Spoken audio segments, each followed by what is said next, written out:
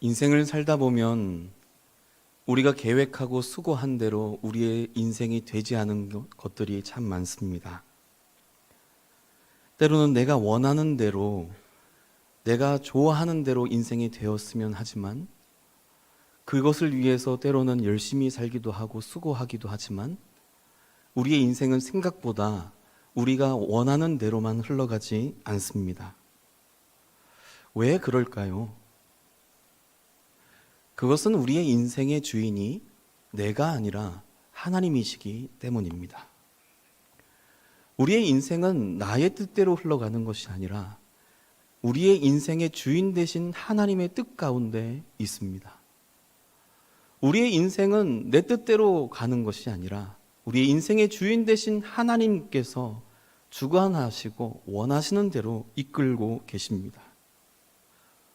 그래서 믿음의 사람들이 해야 할 일은 하나님의 뜻이 아니라 나의 욕심대로 살려고 발버둥치고 노력하고 하나님과 대적하는 것이 아니라 하나님의 뜻을 발견하기 위해 애쓰고 하나님과 더불어 살려고 하나님과 대화하며 기도하며 동행하며 살려고 몸부림쳐야 합니다. 성도 여러분, 우리의 인생이 하나님이 주인이시고 우리가 잘 사는 법은 하나님과 대적하는 것이 아니라 주인 되신 하나님의 주권을 인정하며 하나님과 대화하며 동행하는 것인 것을 믿으시기를 축복합니다. 대화하고 하나님과 동행하려면 반드시 필요한 것이 한 가지가 있는데 그것은 바로 기도입니다. 기도의 정의를 하나님과의 대화라고 합니다. 우리는 기도를 통해 하나님의 뜻을 묻고 그리고 우리는 기도를 통해 나의 속마음을 아뢰입니다. 하나님의 뜻도 발견되고 나의 속마음도 하나님께 말하며 하나님과 소통하는 것이 기도입니다. 우리가 이 땅에 사는 날 동안 끊임없이 하나님과 소통하며 창조주 하나님이 나를 향해 어떠한 계획과 목적을 가지고 나를 인도하고 계시는지를 듣고 그러면서도 동시에 내가 원하는 거, 내가 필요한 거, 내가 지금 잊고 싶은 거 그것을 하나님께 날마다 아뢰이며 주님과 더불어 대화하며 그렇게 살 때에 우리의 인생 가장 최고로 축복받고 은혜와 행복이 넘치는 사랑이 넘치는 인생 될 수 있습니다. 우리가 기도하면 너무나도 놀랍게도 전지전능하시고 우리 인생의 주인 되신 하나님께서는 그 기도를 절대로 허투루 듣지 않으십니다. 하나님은 그의 사랑하는 자의 기도를 그냥 내버리지 않으시고 반드시 그 기도를 응답하여 주시는데 이 응답은 크게 4가지 방식으로 응답됩니다. 첫째는 그 기도가 하나님의 뜻에 합당한 기도면 즉시 응답됩니다.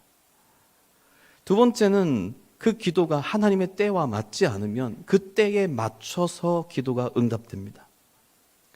세 번째는 그 기도의 응답이 아직 내가 부족하다면 하나님 나를 만들어 가신 후에 그 기도가 응답됩니다.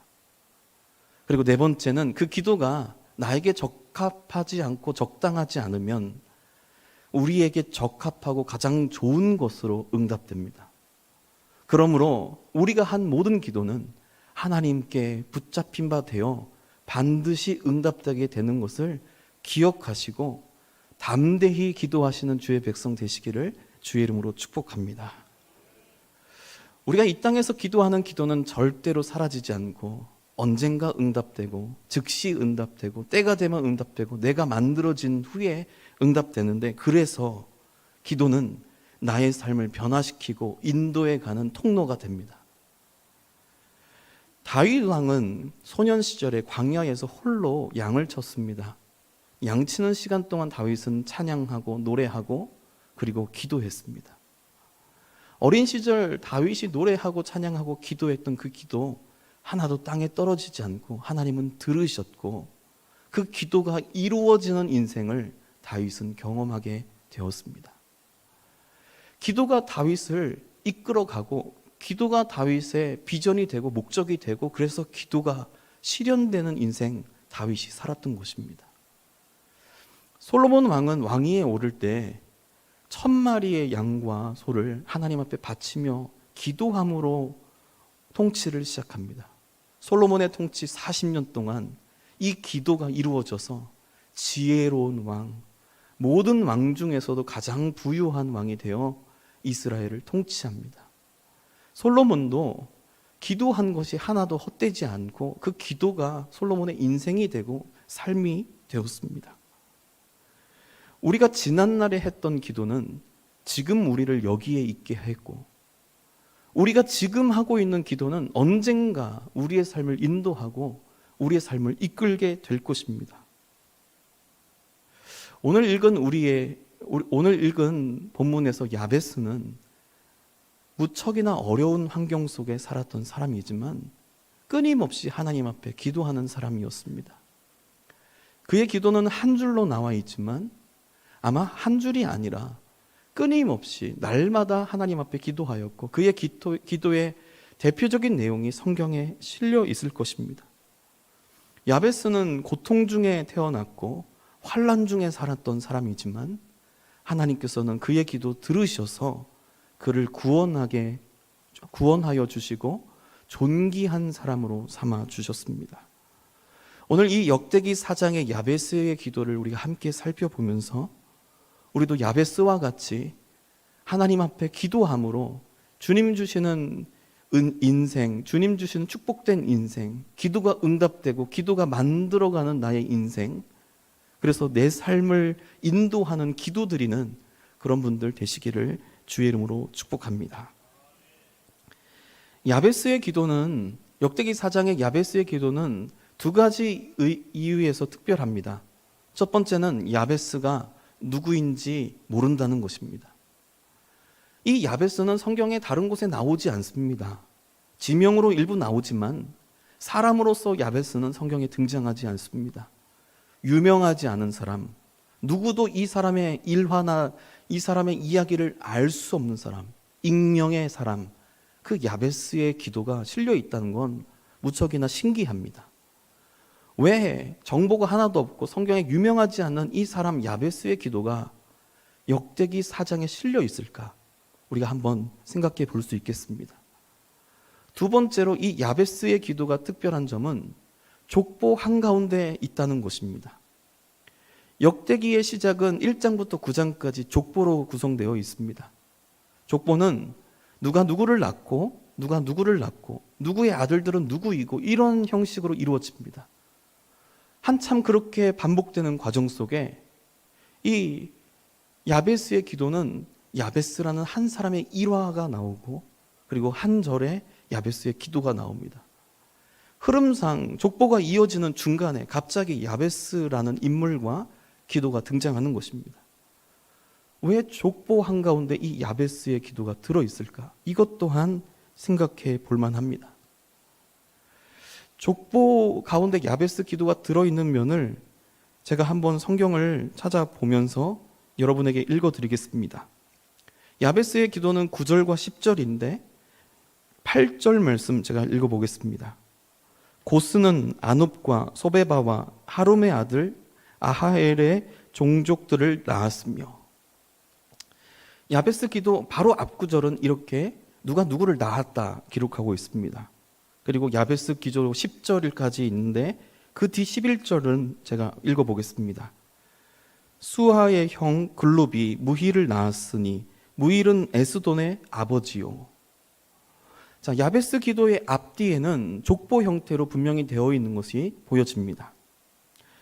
왜 역대기 저자는 족보 가운데 한가운데 야베스라는 인물의 일화와 그리고 그 기도를 여기에 넣고 있을까요?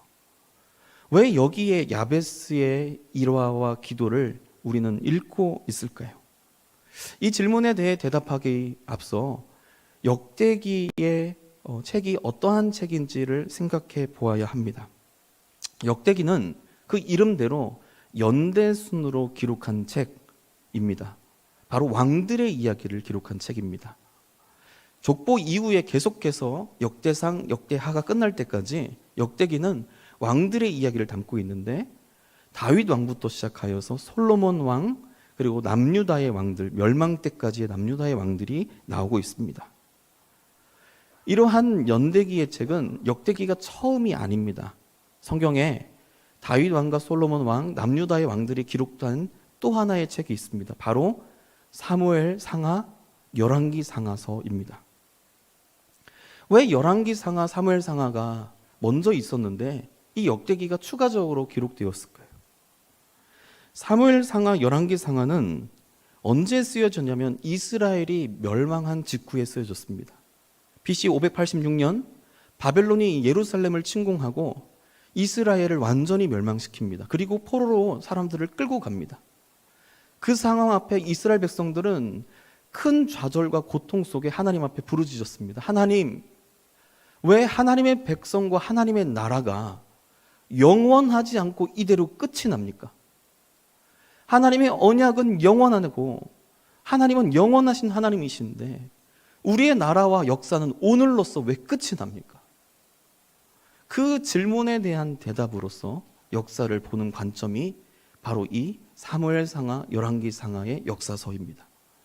그래서 왕들의 잘못과 죄악들, 제사장의 잘못과 예언자들의 죄악들, 백성의 잘못과 백성의 죄악들이 그 사무엘 상하, 열왕기 상하에 나오며 이스라엘이 멸망한 데에는 하나님의 백성이 먼저 하나님의 언약과 율법을 어기고 하나님을 저버리고 우상 숭배하고 다른 민족을 섬겼기 때문이다. 그래서 하나님은 이스라엘을 심판하실 수밖에 없었다라는 그러한 의미를 밝히기 위해서 예언자적 시작으로 쓰여진 책이 사무엘 상하, 열왕기 상하입니다. 멸망의 이유를 설명하는 역사서입니다. 근데 역대기는 그로부터 한 200년이 지나고 쓰여졌습니다. 이스라엘은 남유다는 586년에 멸망하고 포로 기간을 70년 동안 보내게 됩니다. 그리고 나서 처음 귀환을 510년경에 처음으로 귀환하기 시작합니다. 바벨론 포로 기간이 끝나고 다시 예루살렘, 이스라엘 땅으로 돌아오는 것입니다. 그 이스라엘 백성의 귀환 공동체의 지도자는 수룹바벨이라는 다윗 왕의 후예였습니다. 수룹바벨을 중심으로 귀환한 공동체는 예루살렘 성벽을 보수하고 그리고 성전을 재건하기 위해 애씁니다. 그런데 그 일이 만만치 않았습니다. 70년의 공백 기간 동안 예루살렘에 터잡고 살았던 사람들도 방해했고 그리고 이방 민족과 적국들도 이 이스라엘이 다시 재건되는 일을 무척이나 방해했습니다. 그리고 이스라엘 백성들 스스로도 이 공사와 노역을 감당하기에는 어려운 상황이었습니다. 왜냐하면 땅도 없고 경작할 것도 없는데 먹을 것도 없는데 이 노역을 한다는 건 쉬운 일이 아니었습니다.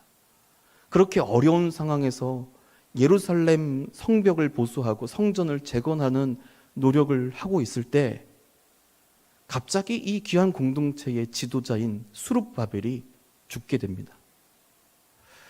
학자들에 의하면 이 수룹바벨이 갑자기 죽은 데에는 강대국이나 아니면 이방 민족의 공격이 있었을 것이다 라고 이야기합니다.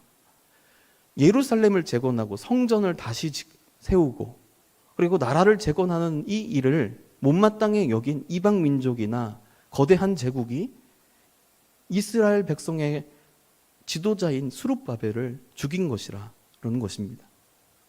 수룹바벨이 죽은 이후에 백성들은 약 100년의 시간 동안 아무것도 하지 않은 채 예루살렘 성벽도 보수하지 못하고 성전 재건도 하지 못하고 그렇게 세월을 보내게 됩니다.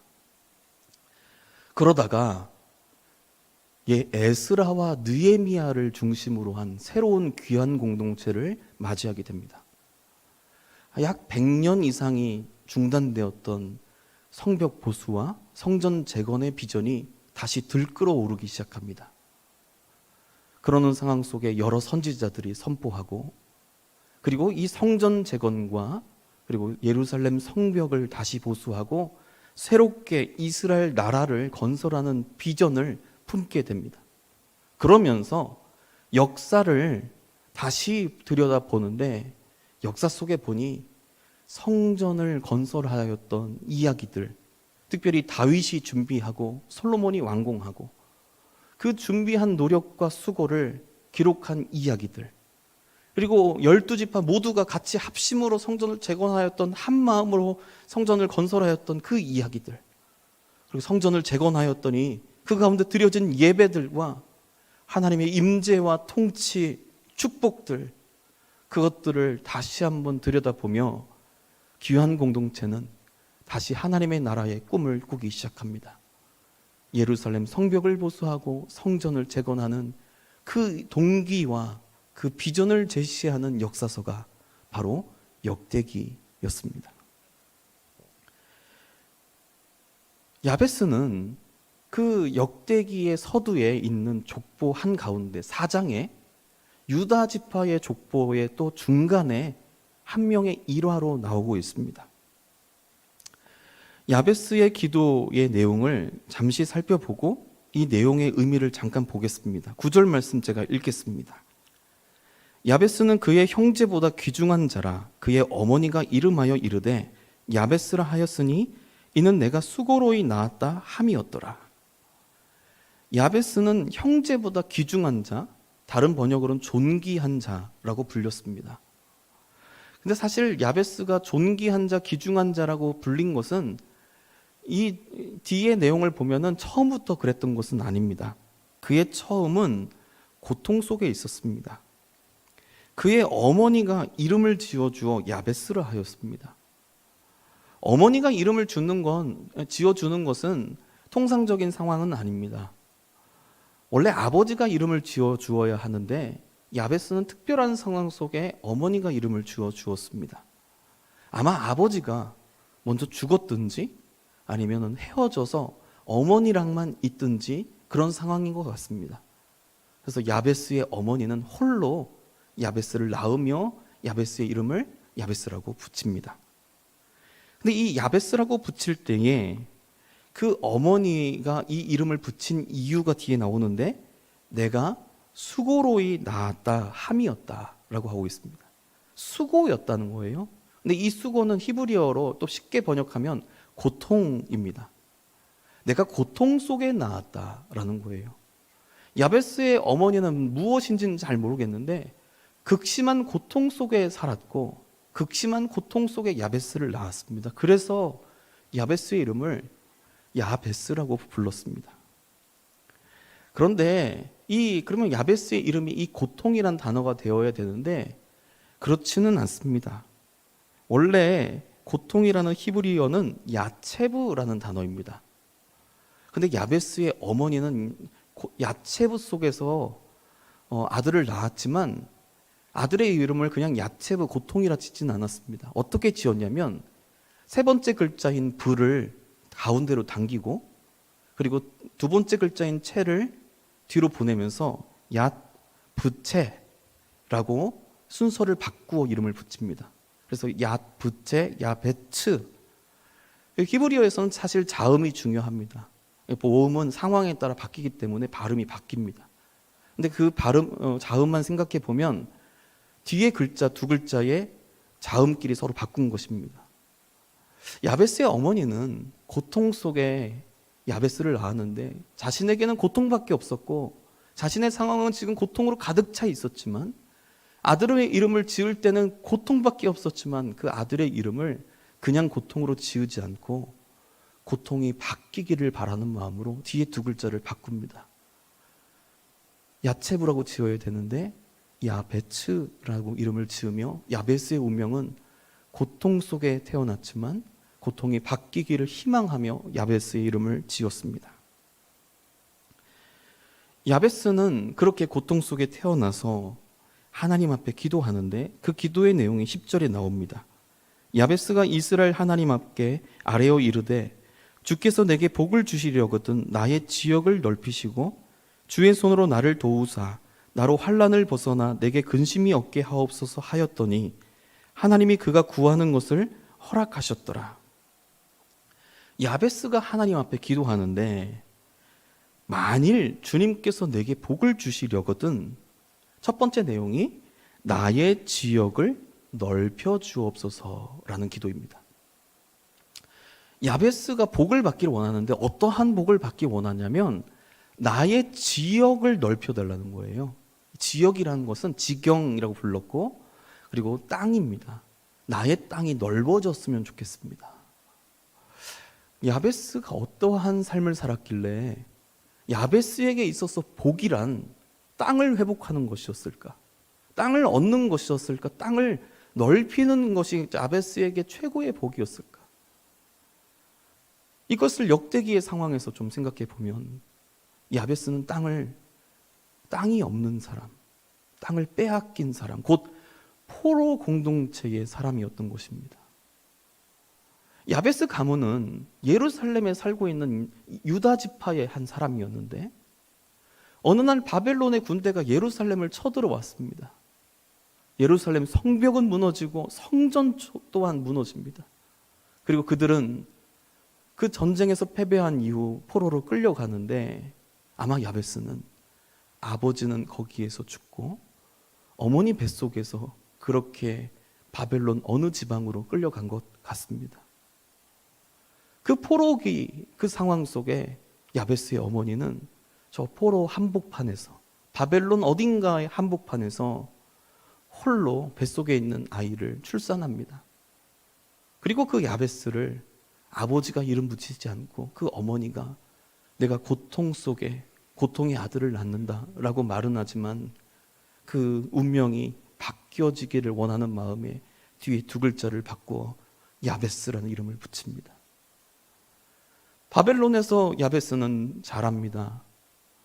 환난과 근심 속에 살아갑니다.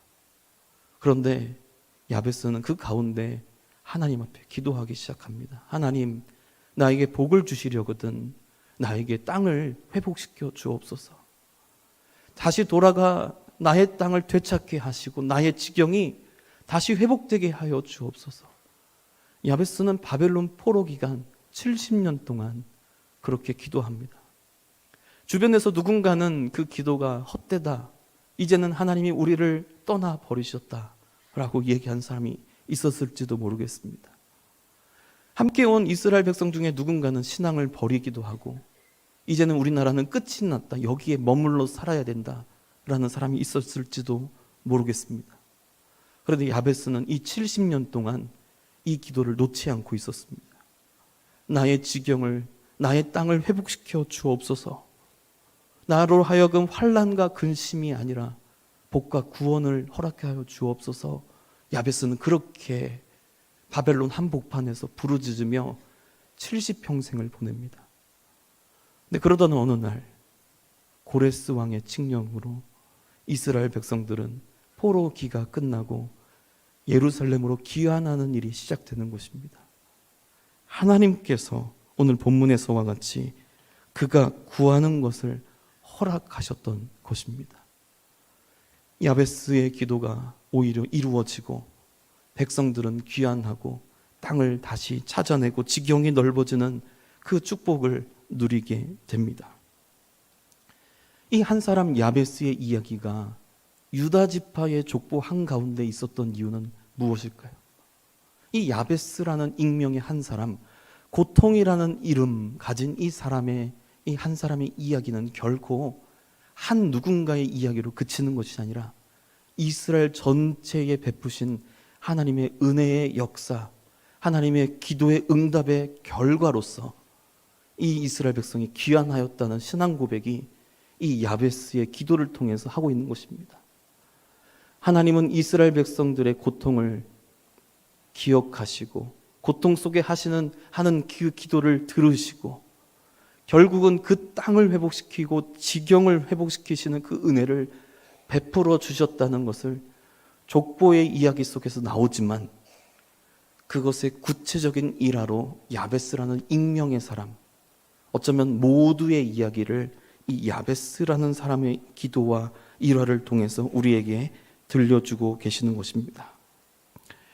성도 여러분, 하나님은 그의 백성의 고통 속에 드리는 기도를 절대로 무시하거나 버리지 않으십니다. 하나님은 우리가 하는 기도 하나도 그냥 내버리지 않으시는 분이십니다. 우리가 하는 기도는 우리는 잊어버릴지 몰라도 우리를 사랑하시는 아버지 하나님은 우리 하나님 마음에 새기고 그것을 언젠가 정하신 때에 우리를 향한 계획과 뜻이 합당한 시점에 그 기도 하나도 땅에 떨어지지 않고 응답되는 것이 하나님의 법입니다. 우리가 한 기도는 하나도 사라지지 않고 하나님 마음에 들어가고 하나님 손에 들려서 우리의 인생을 이끌고 우리의 인생을 변화시키고 우리의 인생에 가득한 고통은 사라지고 근심과 아픔은 사라지고 축복과 은혜, 영광의 자리까지 인도하는 그러한 기도로 우리의 기도를 사용하여 주십니다. 성도 여러분, 지금 우리가 하는 기도 하나도 헛되지 않는다는 것을 기억하시기를 축복합니다.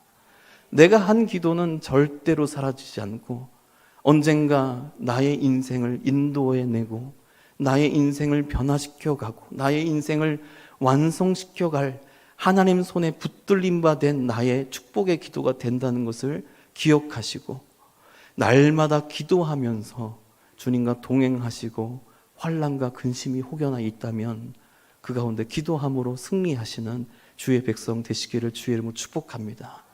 그리할 때에 우리의 인생은 고통으로 끝나는 것이 아니라 오히려 고통 속에 나와 존귀한 사람, 모든 이들보다 뛰어난 사람이라는 영광스러운 데까지 이르게 되는데 그 은혜가 여러분 모두에게 있으시기를 주의 이름으로 축복합니다. 기도하겠습니다.